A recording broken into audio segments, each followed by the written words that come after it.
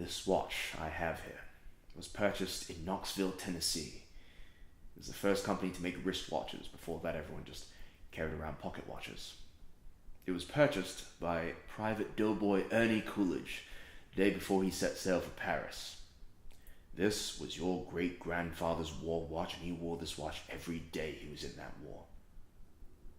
When he'd done his duty, he went home, put the watch in an old coffee can, and there it stayed until his son, Dane Coolidge, was called upon to fight the Germans once again. This time they called it World War II.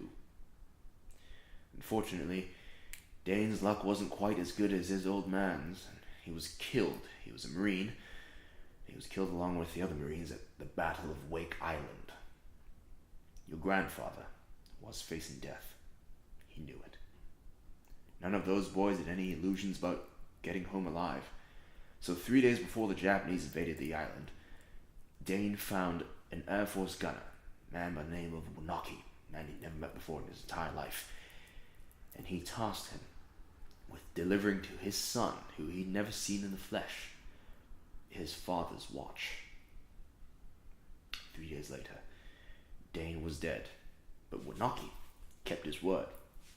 After the war was over, Wonaki tracked down your grandmother and handed to your infant father this gold watch. This watch was on your father's wrist when he was shot down over Hanoi. He was captured, put in a Vietnamese prison camp. Now, he knew that if the Gooks found the watch, it would be confiscated, taken away. The way he looked at it, this watch was your birthright. He'd be damned if some slope was going to get his greasy yellow hands on his boy's birthright, so he kept it in the one place he knew he could hide something, his arse. So he wore this watch for 5 long years, up his arse. He died of dysentery. He gave me the watch, and I wore this uncomfortable hunk of metal up my arse for 2 years.